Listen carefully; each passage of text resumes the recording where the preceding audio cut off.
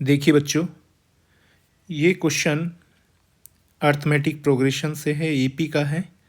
इसमें देखिए क्या दिया हुआ है, if the first three terms of an AP are 3p-1, 3p+5 and 3p+1 respectively, then the value of p is. तो p की वैल्यू हमें बतानी है क्या होगी। ठीक है, अब देखो इसको करने के दो तरीके हैं। ये जो तीनों टर्म है ये एपी की हैं। एपी में क्या होता है, डिफरेंस सेम रहता है। कॉमन डिफरेंस क्या रहता है, सेम रहता है।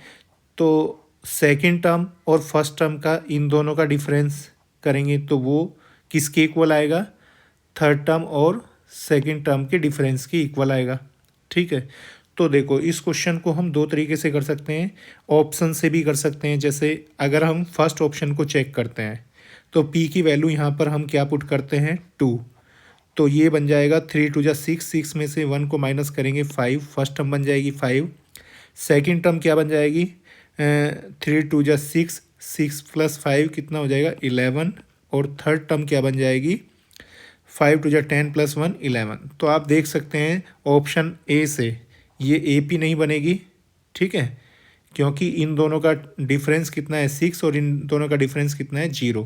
तो ए पी में तो कॉमन डिफरेंस सेम चलता है।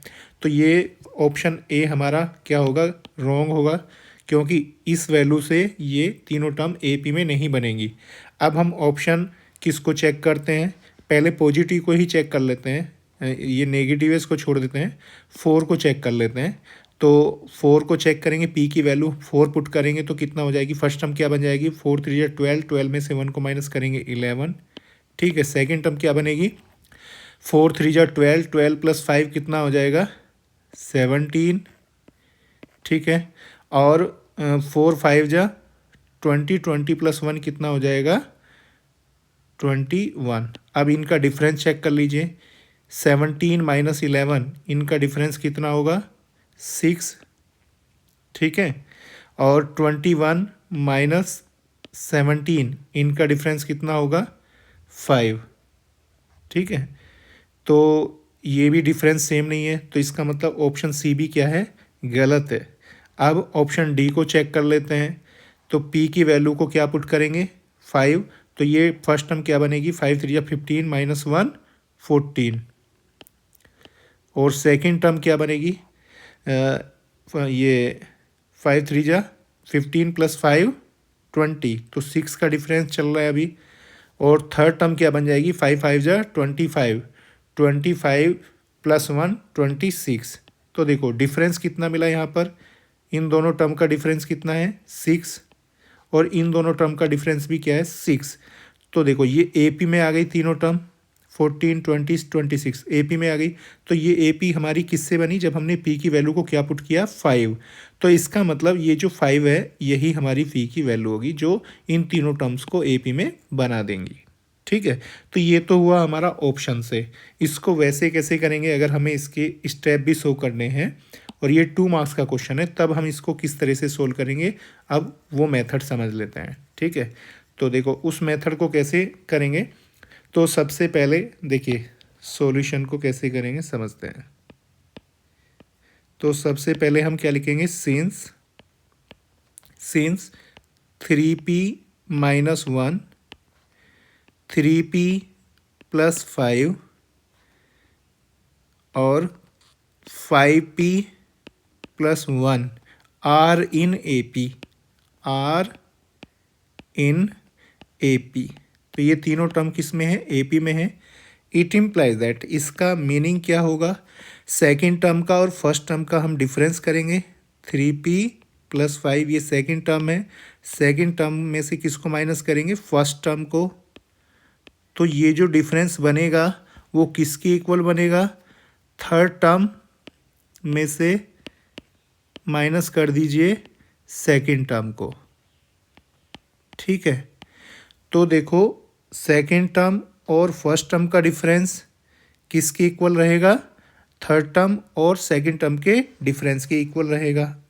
अब देखिए इस इक्वेशन को सोल्व कर लेते हैं। तो देखो और ब्रैकेट ओपन करेंगे, 3p प्लस 5 ब्रैकेट ओपन करेंगे तो ब्रैकेट के अंदर के साइन चेंज हो जाएंगे क्योंकि बाहर क्या है माइनस, तो ये क्या आ जाएगा माइनस के 3p और प्लस का 1 is equal to bracket open कर कीजिए 5p प्लस 1। देखो इस ब्रैकेट के बाहर भी माइनस का साइन है तो अंदर के दोनों के साइन चेंज हो जाएंगे, माइनस की 3p माइनस 5। अब देखो लेफ्ट हैंड साइड में प्लस के 3p से माइनस के 3p कैंसिल हो जाएंगे तो लेफ्ट हैंड साइड में क्या बचेगा 5 प्लस 1 6।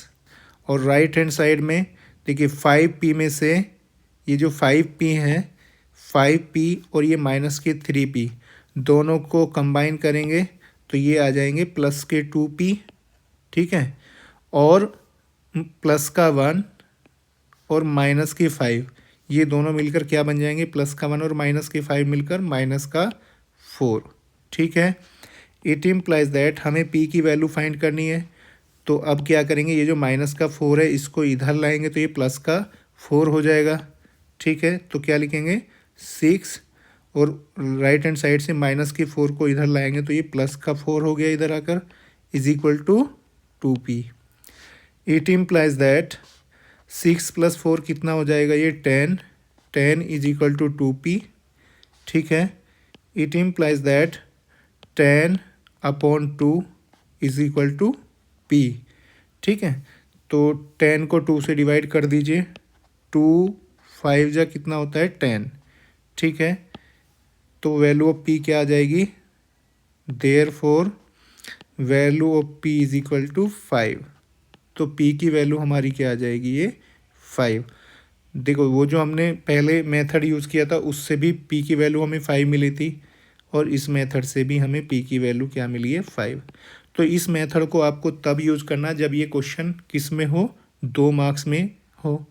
अब तो ये MCQ का क्वेश्चन है, अब तो इसको ऑप्शन से भी हम कर सकते हैं और इस मेथड से करना चाहें इससे भी कर सकते हैं, ठीक है। जो भी आपको अच्छा लगे उस मेथड को आप यूज़ कर सकते हो, बस आपको ये ध्यान रखना टाइम आपको कम से कम लेना है इस क्वेश्चन को सोल्व करने के लिए, ठीक है।